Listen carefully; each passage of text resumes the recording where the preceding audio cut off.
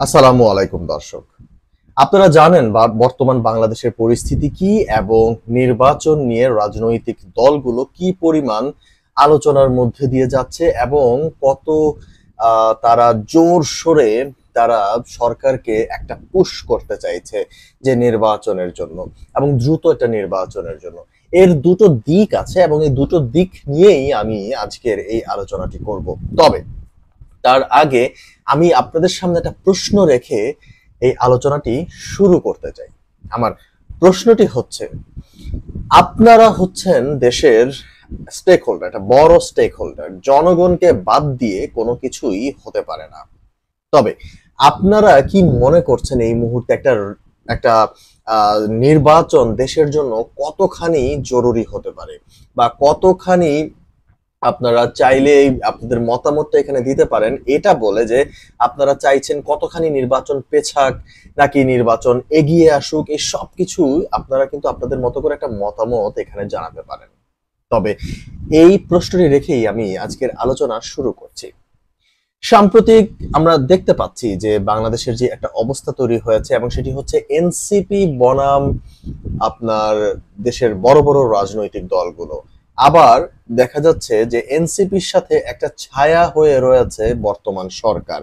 বর্তমান সরকারে যারা রয়েছে তারা এনসিপি কে একটা মানে ছায়া দিয়ে যাচ্ছে। এটা অলিখিত একটা ছায়া। তবে সেই সাপোর্টটি পেয়েও এনসিপি কেন কিছুটা পিছিয়ে রয়েছে? আমি যদি বলি, নাহিদদের দল তারা কয়েকটা খুবই গুরুত্বপূর্ণ মুহূর্ত, খুবই গুরুত্বপূর্ণ কয়েকটা ইনসিডেন্ট যদি আপনাদেরকে আমি একটু মনে করায় দেই।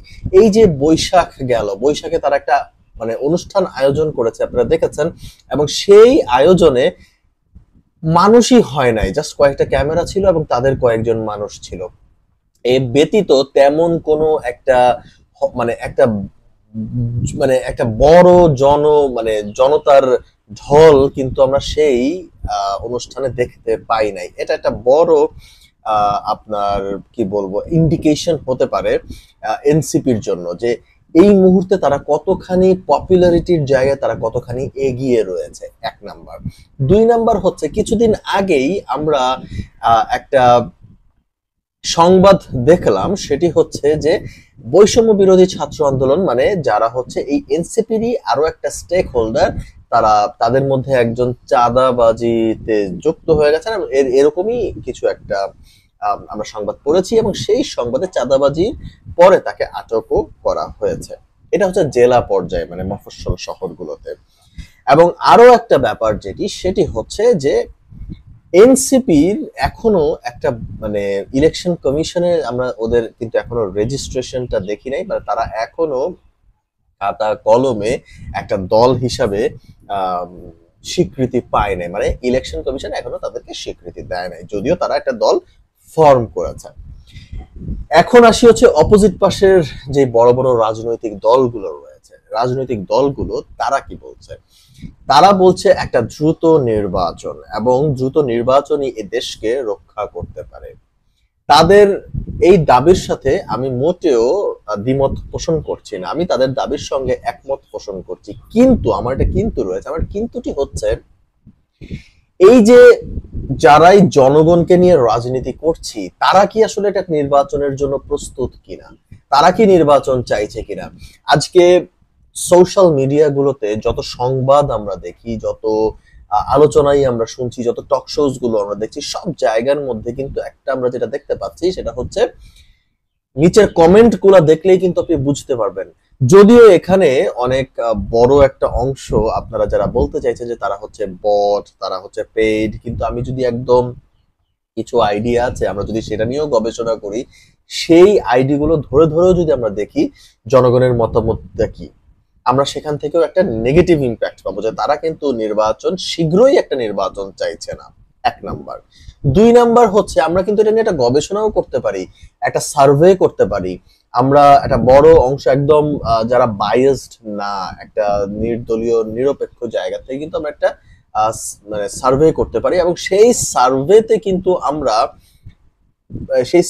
আমাদেরকে প্রকাশ করে দেবে আসলে জনগণ কি চাইছে, জনগণ কি একটা নির্বাচন চাইছে নাকি জনগণ নির্বাচন চাইছে না।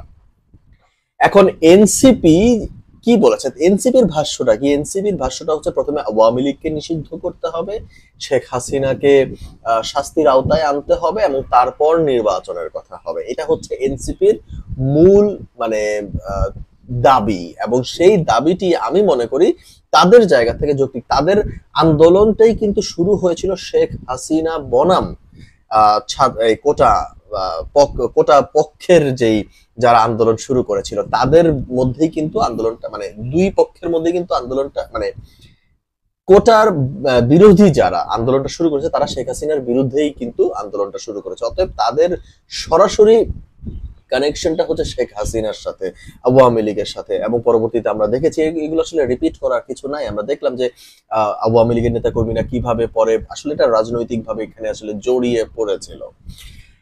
তো স্বাভাবিকভাবেই এই দলটি চাইবে যে নির্বাচনের আগে আওয়ামী লীগকে নিষিদ্ধ করা হোক এবং শেখ হাসিনার একটা বিচার করা হোক।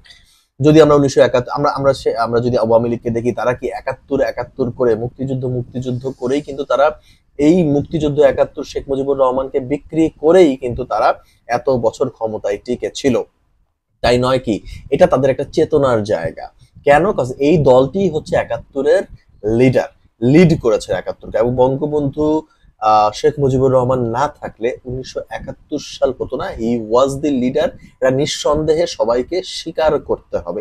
এটা স্বীকার না করা ছাড়া আপনি ইতিহাস লিখতে পারবেন না। হ্যাঁ, 71 পরবর্তী সময়ে কি হয়েছে সেটা হচ্ছে একটা ভিন্ন আলোচনা, সেটা নিয়ে আলোচনা করা যেতে পারে। ঠিক আওয়ামী লীগের যেমন এরকম একটা চেতনার জায়গা রয়েছে, ঠিক সেই তেমনই দেখবেন বিএনপির একটা চেতনার জায়গা রয়েছে যে স্বাধীনতার ঘোষক হচ্ছে শহীদ প্রেসিডেন্ট জিয়াউর রহমান। এটা হচ্ছে বিএনপির একটা চেতনার জায়গা। এবং বিএনপির আরো একটা চেতনার জায়গা হচ্ছে খালেদা জিয়া, দলটির চেয়ারম্যান। তো খালেদা জিয়া যেমন হচ্ছে তাকে বলা হয় যে তিনি হচ্ছেন কোনো কিছুর সাথে তিনি আপোষ করেন নাই, আপোষহীন এক নেত্রী। তো এটাও একটা চেতনার জায়গা। ঠিক তেমনি এনসিপির চেতনার জায়গা হচ্ছে এই আওয়ামী লীগকে ঘিরে, আওয়ামী লীগকে নিষিদ্ধ করে এবং শেখ হাসিনাকে শাস্তির আওতায় এনে। এখন এই জায়গাটিতেই কিন্তু মূল দ্বন্দ্ব। এখন বিএনপি যেটি রাজনৈতিকভাবে বিএনপি যেটি চাইছে সেটি হচ্ছে একটা উইন্ডো রাখতে চাইছে, একটা স্পেস রাখতে চাইছে। ভবিষ্যতে কখনো যদি রাজনীতি ঘুরে যায় তবে বিএনপি সেই উইন্ডোটা রেখে তারা হয়তোবা সামনে আগাতে চাইছে। তারা কিন্তু আওয়ামী লীগকে নিষিদ্ধ কিংবা শেখ হাসিনাকে নিষিদ্ধ করার দিকে বেশি জোর তাদের নাই। তাদের মূল জায়গাটি হচ্ছে নির্বাচন। এবং আমি বিএনপিকে এই জন্য পজিটিভলি দেখছি যে বিএনপি গত 16 বছরে যে আন্দোলনটি করে এসেছিল যে সুষ্ঠু একটা নির্বাচন, নিরপেক্ষ একটা নির্বাচন, সেই জায়গা থেকে বিএনপি এখনো সরে নাই। বিএনপি স্টিল নির্বাচনের কথাই বলে যাচ্ছে। দর্শক, আপনারা যদি একটু খেয়াল করে দেখেন, এখানে বিএনপির একটা পজিটিভ দিক আছে, বিএনপির একটা নেগেটিভ দিক আছে। গত 16 বছরে বিএনপি নির্যাতন নিপীড়ন সহ্য করেও তারা আপনার ক্ষমতায় যাওয়ার জন্য কিন্তু তারা লড়েনি, তারা নির্বাচনের জন্য লড়েছে। এবং সব থেকে মজার ব্যাপার হচ্ছে যারা এখন বলছেন যে গত 16 বছরে আপনারা কি করেছেন, দেখুন গত 16 বছরে আমরা একটা উদাহরণ দিচ্ছি। আপনাকে যদি ঘরের মধ্যে সারাদিন আমি ধরে ধরে পিটাই এবং পেটানোর পর যদি আমি আপনারে বাইধা রাইখা বলি যে আপনি ঘরের বাইরে যান, আপনি বেড়ায় আসেন, আপনি কি সেটা সম্ভব? সেটা সম্ভব না। এখন আপনি যখন ঘরের বাইরে একদিন না এক ধরেন 2 বছর পর আপনি ঘরের বাইরে বের হইলেন, বাইরে বের হয়ে আপনি খুব হাম্বিতাম্বি করতেছেন, আপনি অত্যাচারের বিরুদ্ধে কথা বলতেছেন। ঠিক তখন যদি আমি আবার আপনাকে প্রশ্ন করি যে গত 2 বছর তুমি কই ছিলা, তো সেটার উত্তর কি আপনি দিতে পারবেন? কারণ আপনি জানেন আপনাকে বাইধা রাখছিল। ঠিক সেম ভাবে বিএনপিকে নির্যাতন নিপীড়নের মধ্যে আটকে রেখে তারপর তাকে সে যখন এখন ছাড়া পেল, এখন আপনারাই জনগণ প্রশ্ন করছেন যে বিএনপি কোথায় ছিল এত বছর।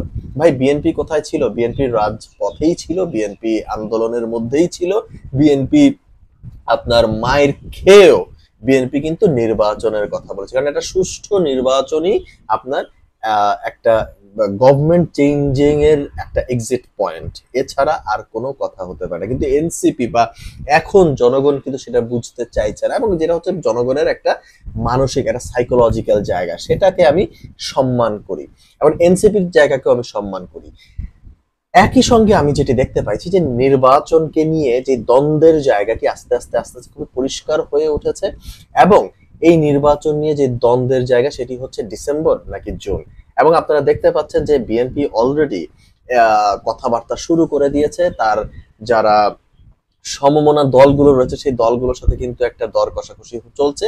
এবং আমরা যেটি বুঝতে পারছি সেটি হচ্ছে নির্বাচন নিয়ে অতি শীঘ্রই একটা বড় দ্বন্দ্বের জায়গা তৈরি হবে, অথবা বিএনপি একটা আন্দোলন শুরু করবে আবারও নির্বাচনের জন্য। এবং এই নির্বাচনকে ঘিরেই সরকার একটা বড় চাপে রয়েছে, এবং সরকার মানে ইউনূস সরকারের উচিত হবে সেটি হচ্ছে যে নির্বাচন ডিসেম্বরে না হলে অন্তত জানুয়ারির মধ্যে দ্রুত একটা নির্বাচন বাংলাদেশে হওয়া উচিত বলে আমি মনে করছি। কারণ এটা অনেকগুলো ফ্যাক্টর রয়েছে, যারা বিদেশিরা বাংলাদেশে ইনভেস্ট করতে চাচ্ছে, সেই বিদেশিরা আসলে কার উপরে ইনভেস্ট করবে? এই অন্তর্বর্তী সরকার বেশি দিন থাকবে না। যদিও অনেকে চাইছে যে ইউনূস সরকার আরো 5 বছর ক্ষমতায় থাকুক, তবে তারা দেশটাকে স্টেবল করে দিয়ে যেতে পারবে। তবে এটি আসলে জনগণের চাওয়া, কিন্তু আসলে ভেতরে বা বৈশ্বিক রাজনৈতিক পরিবেশে আসলে একটা রাজনৈতিক দল ছাড়া অন্য কেউ দল চালাতে পারে কিনা সেটাও একটা বড় প্রশ্ন রয়েছে।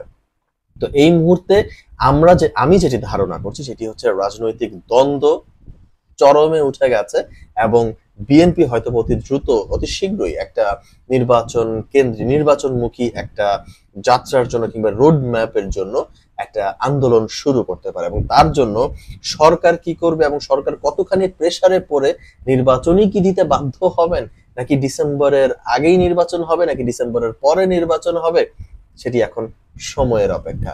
তো দর্শক, আপনারা কি মনে করেছেন সেটি অবশ্যই কমেন্টের মাধ্যমে জানিয়ে দিতে পারেন। ধন্যবাদ।